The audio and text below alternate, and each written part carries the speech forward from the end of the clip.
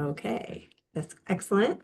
We are recording. So welcome everyone again to one of our Brain Northwest Health and Wellness programming classes. Today, we are fortunate to have Nadia Hafter with us. She is the manager of senior rights assistance and has a wealth of knowledge and experience on all things related to end-of-life planning. I have had the privilege of getting to know Nadia this year as I have been an intern for her. And I'm really thankful that she was able to give us her time today. And Nadia, thank you so much for being here. And I will pass it on to you and allow you to expand on anything you would like to expand on in your introduction and get into this wonderful topic. Of course, happy to be here. Thank you for inviting me. As Reggie said, I am the manager of a program called Senior Rights Assistance. We are an elder law, legal aid, and resource program. We are, as far as I am aware, in the state of Washington, the only legal aid program that specializes in elder law and end-of-life planning and long-term care planning. I manage the program, but I am not an attorney myself. So I assist our attorney volunteers.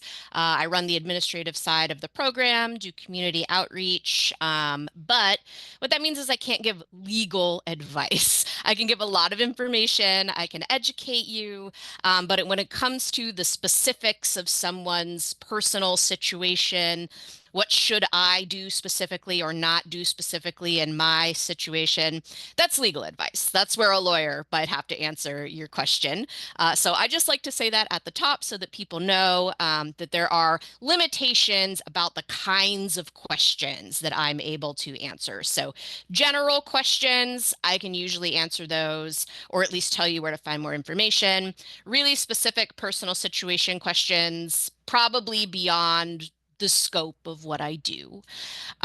So I have a presentation that covers sort of basic end of life planning documents and what those different documents do, what kinds of choices they allow you to make in advance. There is a ton of information on these slides. If I went word for word through these slides, we would be here a very long time. So you will see me speed past a lot of the information that's on here. But I will share these slides with Reggie after our class today, and Reggie can make them available to anyone who wants them. So you are welcome to go through this in more detail later. So what we are covering today. So, what are our options for taking control of our own end of life decisions and end of life preferences? I tell people a lot the purposes of all these documents are to let you maintain some control over what happens to you and what happens to your body and what happens to your property in a situation where you are not able to call the shots anymore yourself. Whether that is because you have become physically incapacitated or because you have become mentally incapacitated. Um, all we can do to control the outcomes in a situation like that is to express our wishes in advance about what kind of medical choices we would want to have made for us if we can't communicate our own choices. So that would be end of life medical directives, mental health advanced directives, dementia advanced directives. We can express in advance who we trust to make decisions on our behalf about our money and property or about our health care in a situation where we can no longer understand decisions or we can no longer communicate about our decisions.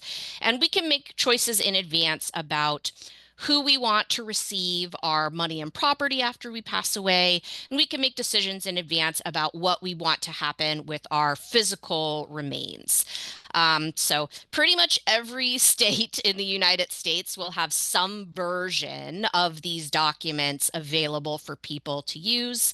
Today, we are going to be covering specifically Washington and what the requirements are in Washington to execute these documents and have them be considered valid, legally binding documents.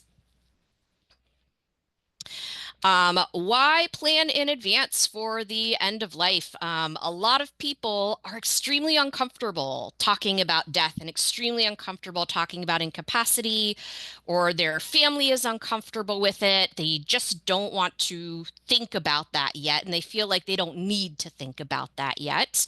But most of us do not die peacefully in our sleep at home, 95 years old, when we've been healthy and able-bodied our whole lives.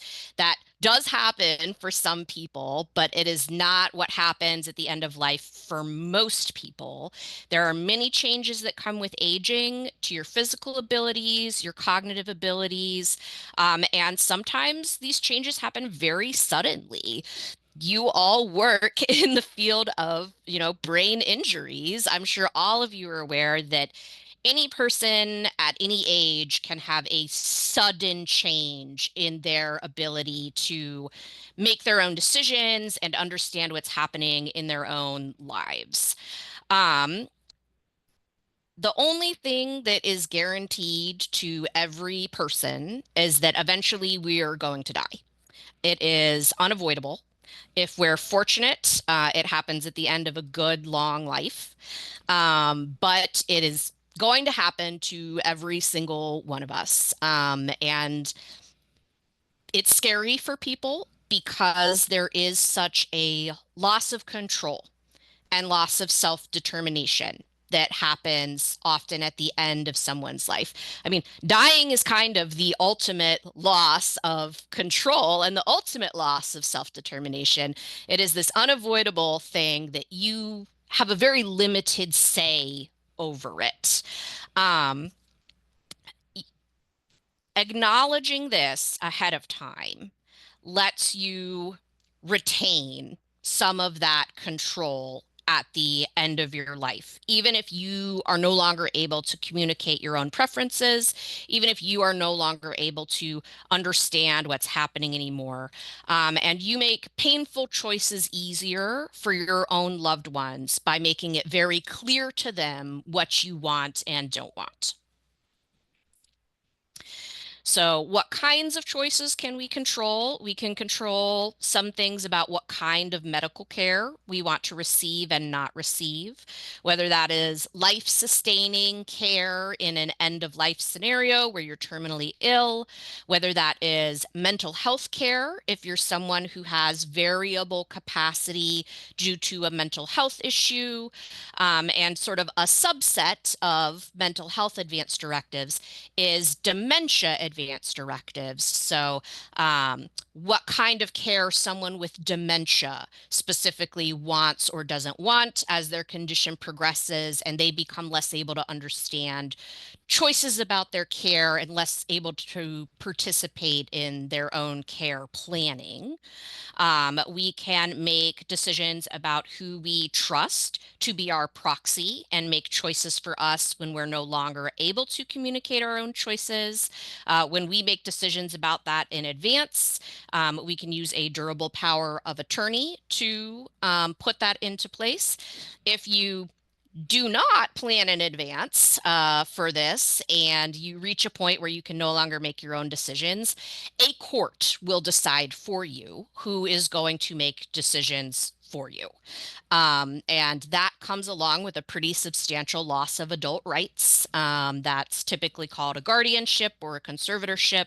A durable power of attorney can help you avoid a guardianship or a conservatorship, which is really what all of us would want if we understood really what a guardianship and a conservatorship means.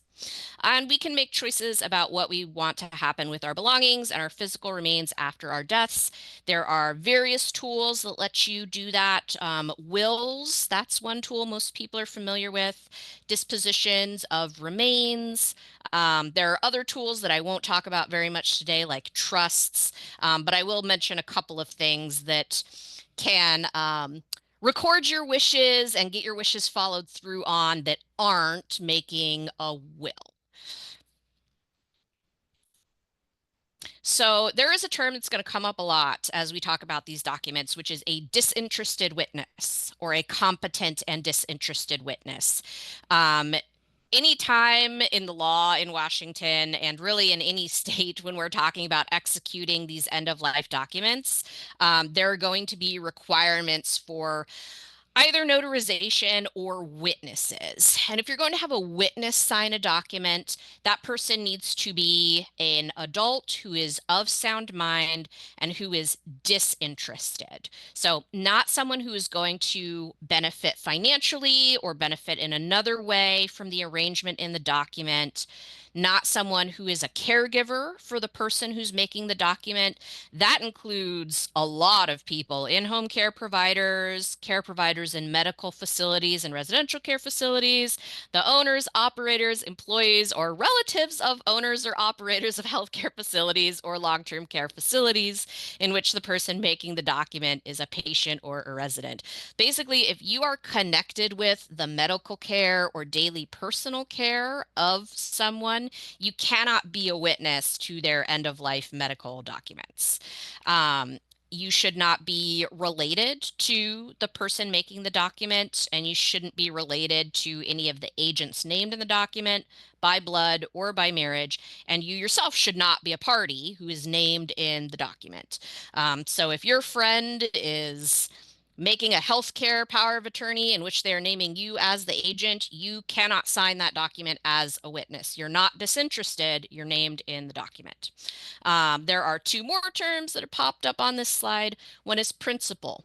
Principal is the word that we use to describe someone who is making a document for themselves to express their wishes. And then there is also agent. An agent is a person who is named in a document to carry out the wishes that are expressed in that document or to be able to make decisions about the topic that the document covers. So we are going to start by talking about advanced medical decision making and the tools that exist for that. You can see on this slide there are a bunch of RCW numbers. RCW stands for Revised Code of Washington. So anytime you see on these slides a citation that starts with RCW and then some numbers, that is the chapter of the Washington Civil Code that gives you all of the nitty-gritty details about how this topic works in Washington on the legal side, what the requirements are, what the expectations are. Anytime you see one of these citations, that is a chapter of the law that I have read back to front. I'm not going to give you every single word of each RCW because we would be here for days. But please know that I have thoroughly read every single thing that is cited on these slides. So if you have questions about it, there's a very good chance that I can either answer it or I can tell you exactly where to go to find the answer. So when we're talking about advanced medical decisions, the information that I'm going to share is mostly covered by three acts: the Natural Death Act, the Death with Dignity Act, and an act that allows for mental health advance directives. So the Natural Death Act is the section of the law that provides for us to be able to make end of life medical directives. So you may have also heard the term living will or advanced medical directives. I often choose to refer to them as end of life medical directives because people have a lot of misunderstandings about when these directives exactly come into play. And so I use the term end of life medical directives to emphasize to people that these medical directives don't apply in every single medical situation. They apply in a very specific set of medical situations. So in Washington, adults who are mentally capable of making their own healthcare decisions right now have the right to make choices in advance about what kind of life-sustaining treatment they do and do not want to receive in a true end-of-life situation. So when they are either diagnosed as being terminal or they're diagnosed as being in a permanent unconscious condition. So being in a coma or a vegetative state or being brain dead. Adults are assumed in Washington to be mentally capable of making these documents unless it's been proven that they cannot understand the character and the results of medical decisions. So if you can still understand what it means to make a medical decision, even in like a pretty basic way, you don't have to have a sophisticated understanding of any of these documents to be legally allowed and legally capable of making them. You just have to still have an understanding of the fact that you are making decisions and an understanding of the nature of what kind of decisions that you are making. So, in end of life medical directive in Washington, it has to be in writing. It has to indicate that you are intending to make a medical directive. It must be signed and dated by the principal, and the principal's signature needs to be witnessed either by a notary or by two disinterested witnesses. And it's one or the other. If you have it notarized, you don't need two witnesses. The purpose of the notary is to confirm that that's your signature and you identified yourself, and this is really the person who made that document. If you don't have access to a notary, you can use two disinterested witnesses instead. You do not need all three of those parties. When it comes to what kind of life-sustaining treatment that you do and don't want to receive, forms for an end-of-life medical directive will give you a big list of types of medical interventions that are often options at the end of someone's life, but that might not be an option that you want to use if it's not going to help you recover. So this is probably the question that I get the most when I'm talking with people about end-of-life medical directives is, are they gonna unplug my ventilator if I might be fine? I will be sitting with people face to face, helping them understand these forms. And over again, when we're talking about, do you want artificial nutrition and hydration? Do you want artificial ventilation? Do you want CPR? Again and again, they'll be like, but if I might be okay, then of course I want it. I don't, if I turn it down in this document, will they not give it to me if I might be okay? Um, this document goes into effect only if it's been medically determined that you are in a terminal or a permanently unconscious condition. So a terminal condition is an incurable and irreversible condition that will cause your death within a reasonable period of time, and where life-sustaining treatment is only going to prolong the process of your dying. It's not going to help you recover. It's not going to help you turn around. It's just drawing out something that is inevitable based on, medical probability. A permanent unconscious condition is an incurable and irreversible condition in which, in reasonable medical judgment, the patient does not have a high probability of recovery from a coma, a persistent vegetative state, or brain death. And to clarify for people, while people can wake up from a coma or can potentially, recover from a vegetative state, those are both states where you are unconscious, but there is still electrical activity in your brain. In true brain death, there is no electrical activity happening anywhere in your brain, including in your brainstem. There has never, ever, ever been a case of correctly identified, verified brain death where someone has recovered from it. If your brain has stopped producing electrical activity, you cannot come back from that. And people and their families often do not understand the difference between being in a coma and being brain dead, but they are very different. Um, it is your medical team who decides whether you meet these criteria. It's not your spouse, it's not your child, it's not cousin Dave from Wyoming. They don't get to determine whether or not you are terminal or permanently unconscious. Your treating physician, who has personally examined you, or in some cases, two physicians who have personally examined you, needs to agree that you meet those criteria. And typically you are going to be placed on life-sustaining measures while they determine whether you can or can't recover from your illness. So removing life-sustaining care happens after they determine what your prognosis is going to be like. There may still be scenarios where your long-term prognosis is unclear and your medical proxy, whether that is your next of kin or whether that's a person you named in a durable power of attorney to make medical choices for you, they may still need to make decisions about whether to continue treatments like ventilator treatment, where they can't make a clear medical determination of what's going to happen to you.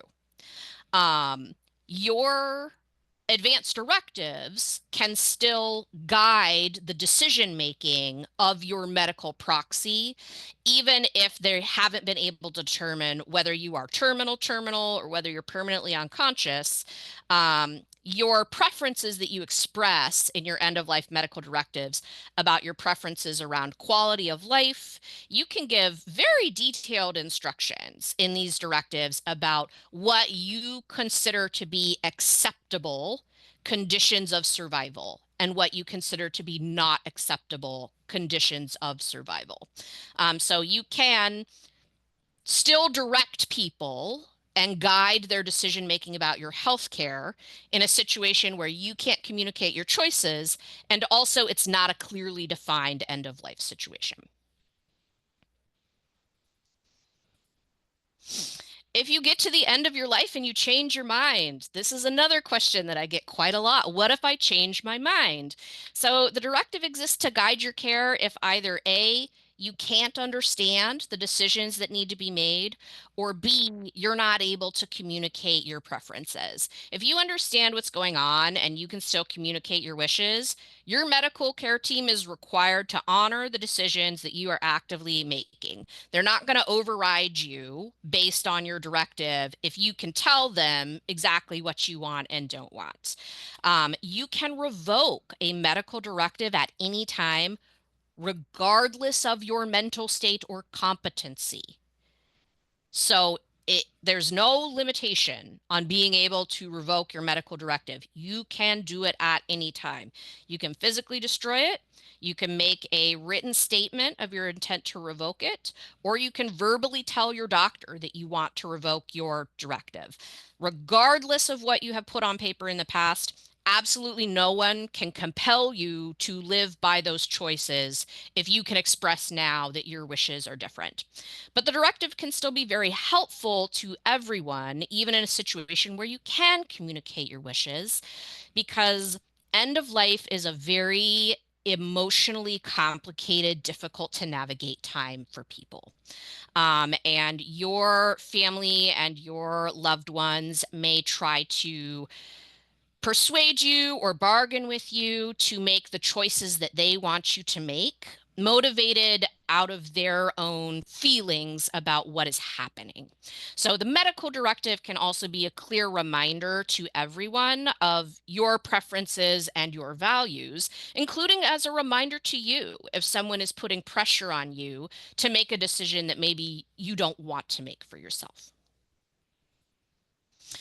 Very briefly, I'm going to touch on the Death with Dignity Act. So in Washington, it is possible to get medical assistance to end your own life by taking medication if you have a terminal diagnosis, but it's available in very specific, limited circumstances. There is a detailed process that needs to be followed, and it cannot be chosen in advance in a medical directive.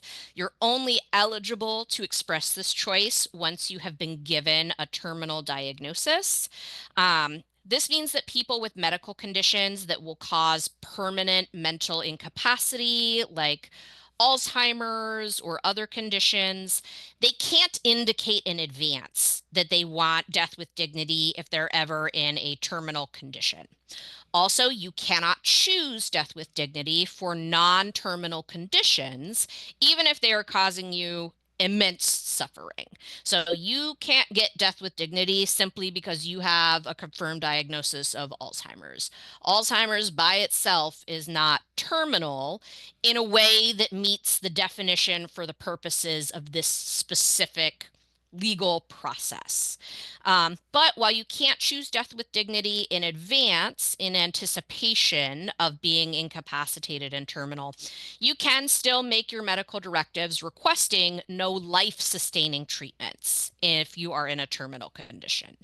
That is not the same as being able to take a medication that ends your life, but it can still not draw things out for you longer than necessary if you are terminal. That's really the best you can do when it comes to a decision that you're allowed to make in advance before you're terminal.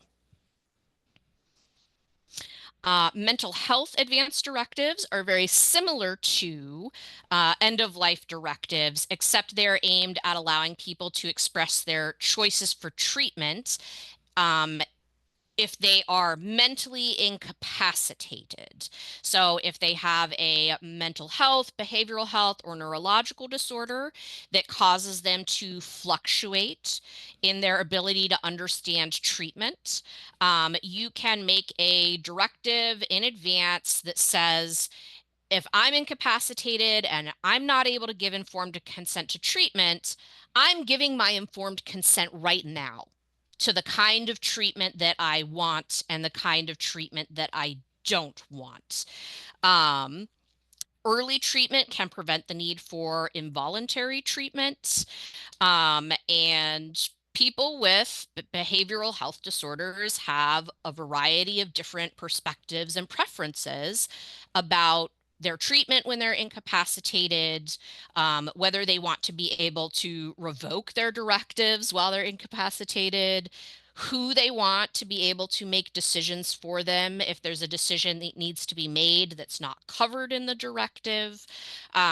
These tools exist so that these people, in times when they have capacity, can direct their own care at the time when they don't have the capacity to direct their own care.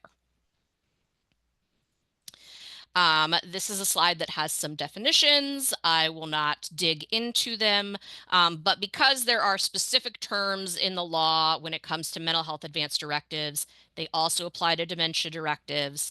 I put the law's specific definitions of incapacitated, informed consent, behavioral health disorder, and mental disorder in this presentation.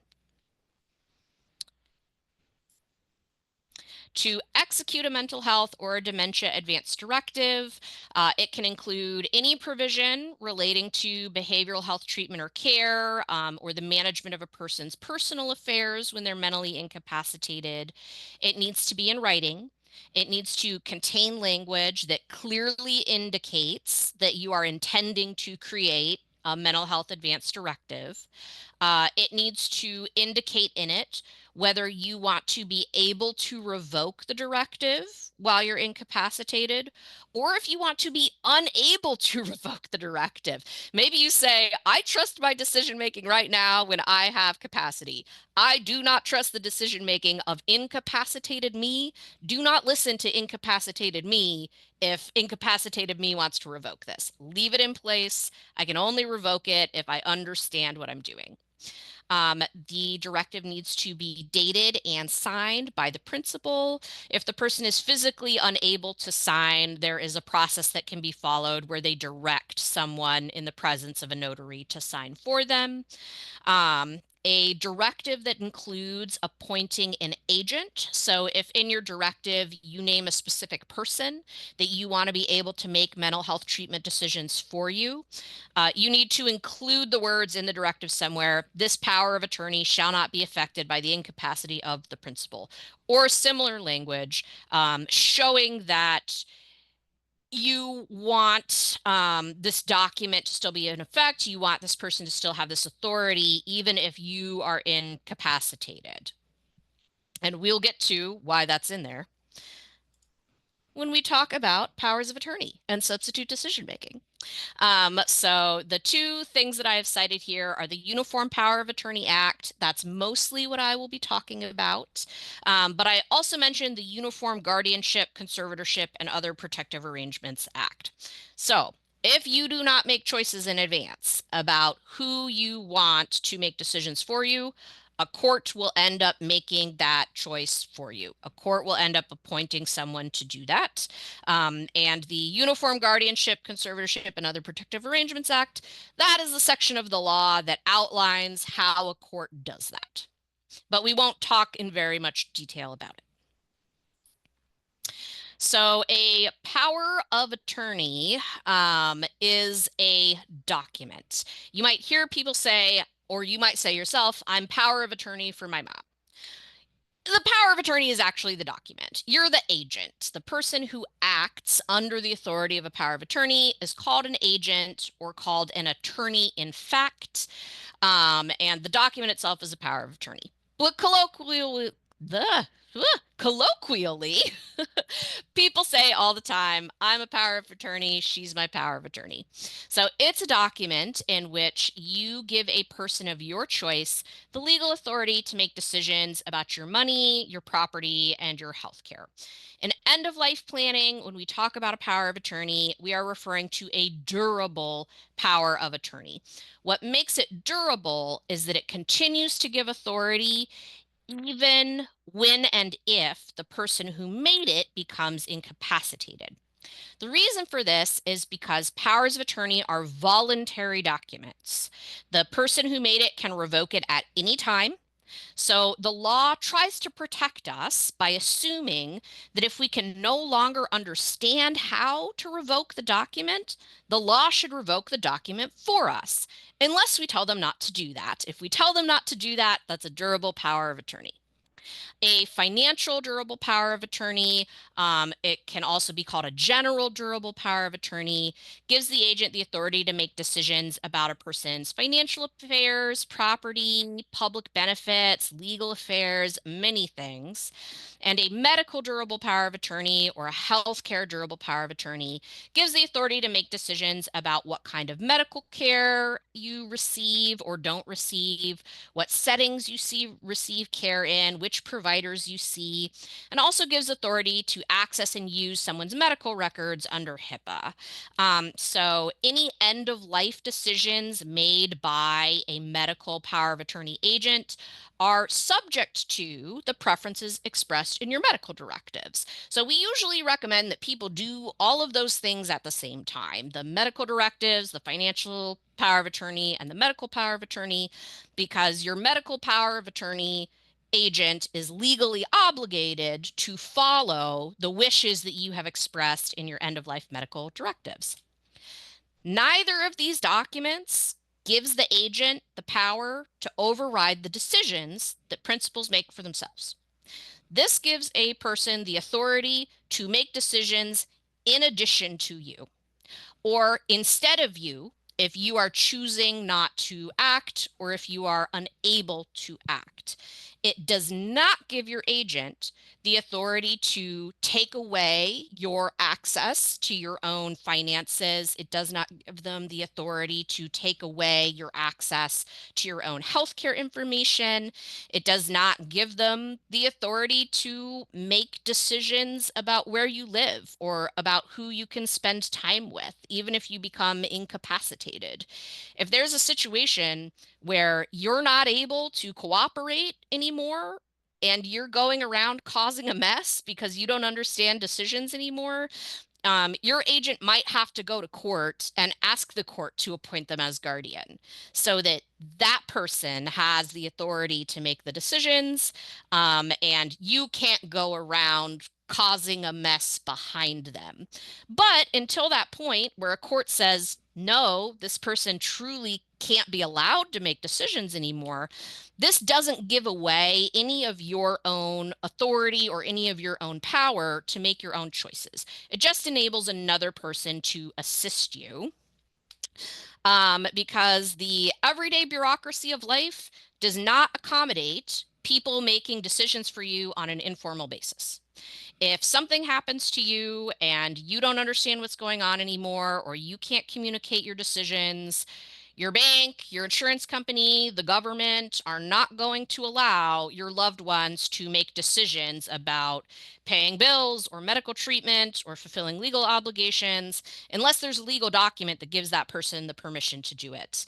And this can cause really catastrophic situations, because there's no one with the legal authority to make a decision. And your family cannot get a power of attorney over you when you become incapacitated. Like I said before, they're voluntary documents and they have to be signed while the person understands what they're signing. So if there's no durable power of attorney in place, then family or friends need to go to court and ask the court to appoint a person to make decisions about your life. This is an involuntary court-imposed arrangement. It involves a significant loss of your ability to make your own choices about your medical care, your living situation, and you can lose basic adult rights like voting, driving, making your own choices about marrying or divorcing, and you don't get to choose your guardian. The court is going to choose for you based on who's willing to do it and qualified to do it. To execute a durable power of attorney, it needs to be signed and dated by the person who made it. It needs to be either notarized or signed by two, who is it again? Competent and disinterested witnesses. Both are not required, only one or the other. Attorneys strongly recommend having your financial durable power of attorney notarized. The forms that we use in our program don't even give you the option to have witnesses sign a financial durable power of attorney. The reason for that being that banks, financial institutions, if somebody needs to sell a house or property, for those really big, high stakes situations where an institution needs to accept a financial power of attorney, they often will refuse it if it is not notarized. Technically, they're not supposed to, but if you want to force them to accept it, you have to take them to court and sue them. So you can avoid all of that by having it notarized. Um, any durable power of attorney executed in Washinton after 2017 needs to follow these guidelines. 2017 is when the current version of this law went into effect. Durable powers of attorney that were made in other states are valid in Washinton as long as it met the appropriate criteria in the time and the place where it was made. So just because you move states doesn't necessarily mean that you need to make a whole new durable power of attorney. So once you are no longer living, there's still decisions to be made, about your money, your property, your house or your apartment, and what happens to your physical remains. There are a variety of things you can do to express your wishes in advance. The one that people think of most of the time is making a will. Great, making a will does do some of that. There are other tools that can help you do that stuff without making a will, or that can help you make more specific choices in addition to making a will. So a last will and testament, most of you probably know, it's a document that gives your instructions for who should receive your property, your money, and your personal belongings after your death. It also names a person of your choice to be the representative of your estate. This person is also called the executor. The law in Washinton for a long time has used the term personal representative of the estate instead of executor. So you'll see that abbreviated as PR on these slides and out in the wild. So the PR is responsible for handling the bureaucratic and the administrative side of settling somebody's estate.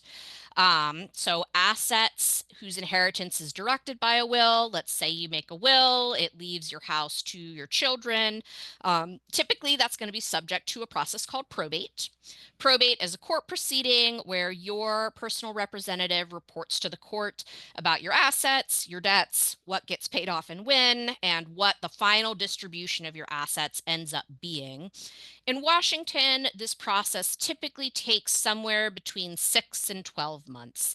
That's because there are certain specific timelines, like you're required to do something called publishing a notice to creditors to alert creditors that there's a probate open for this person's estate. And you have to do that for minimum 4 months.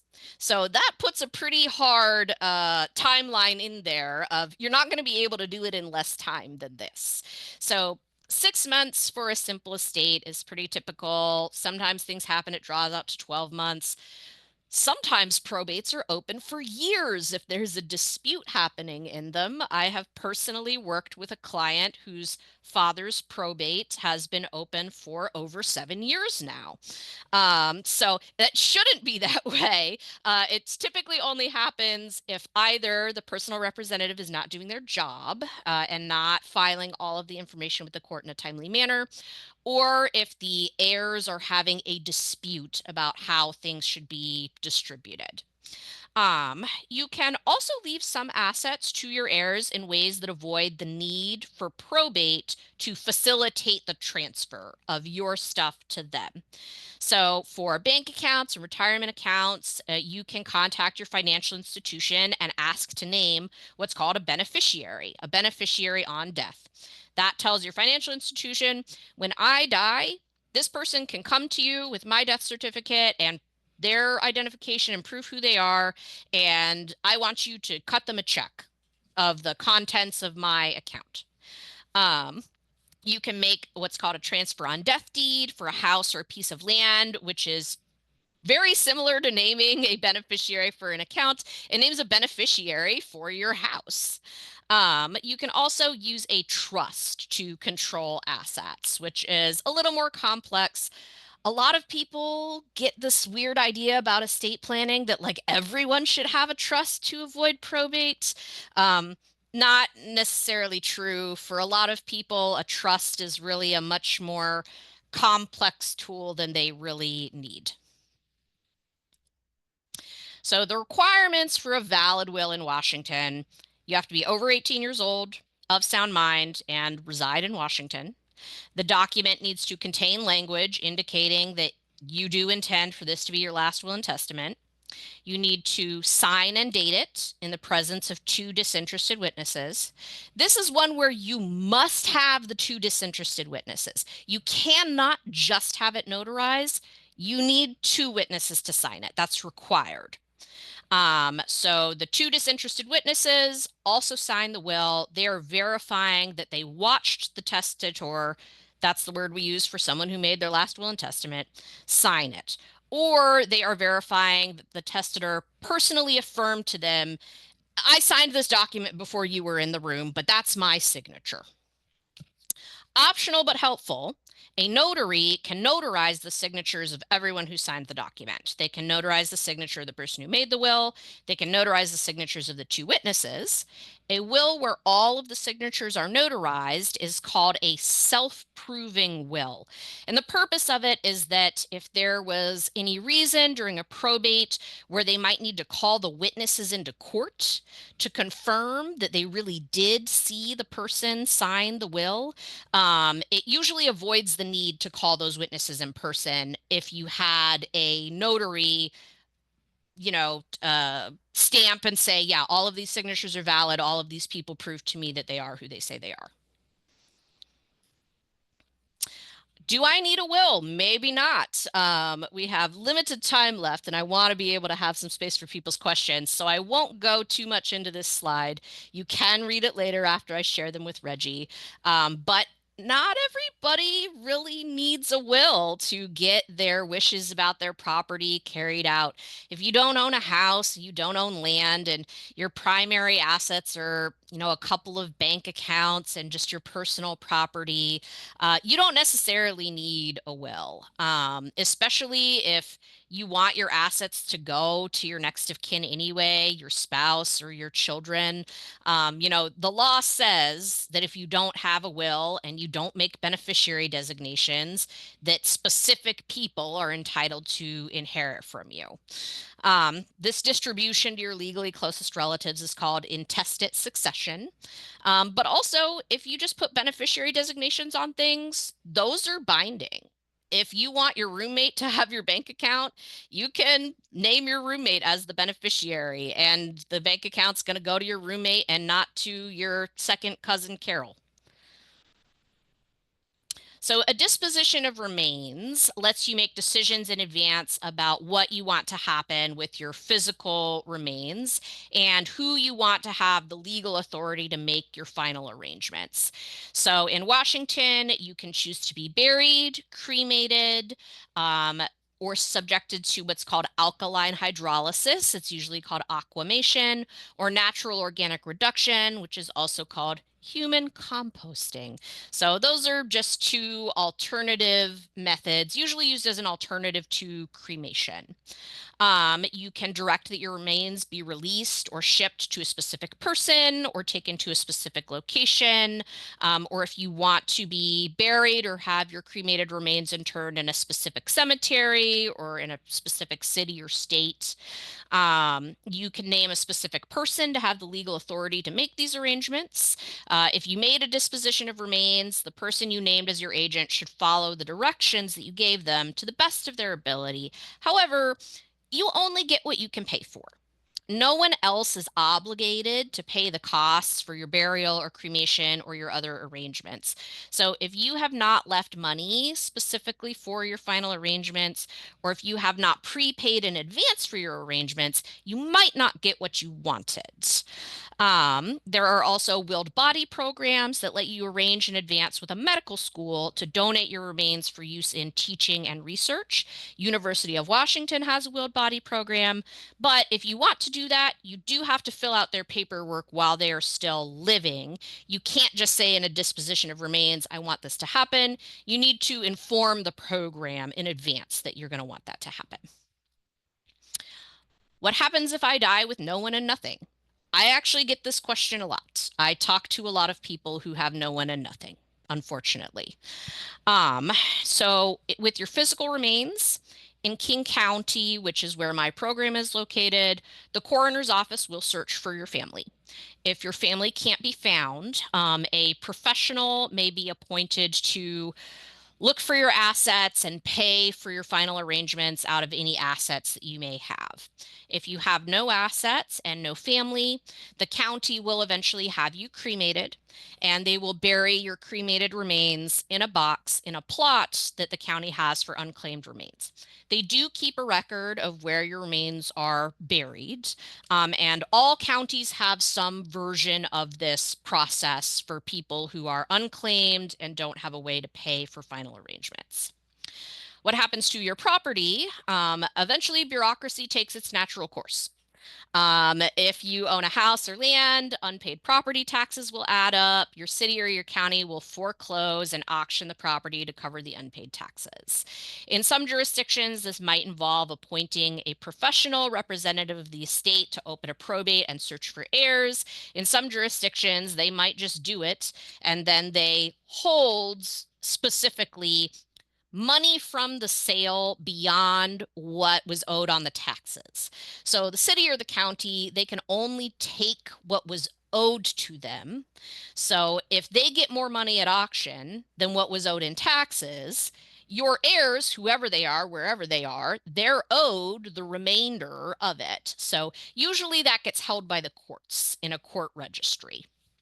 Other major creditors, like if you still have a mortgage on your house, they may eventually open a probate or take other action in court to foreclose on the property and sell off property to pay debts.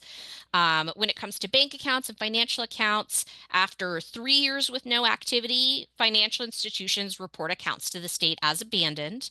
The contents go to the Department of Revenue's Unclaimed Property Division.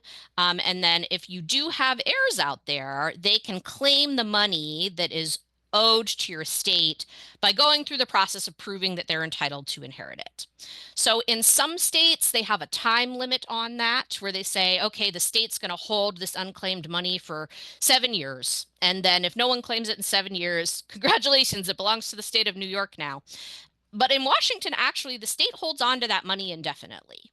They never absorb it. They never start using it for their own purposes. They literally just hold on to it and it sits until someone who has a legal claim to take the money makes their claim. So, this is what happens if you have nobody to make decisions for you about your property after you pass away, if you have nobody to inherit with you. Sort of a brief overview, because I get that question a lot. My last slide is information about resources for different things that I mentioned in here. So I will leave that slide there.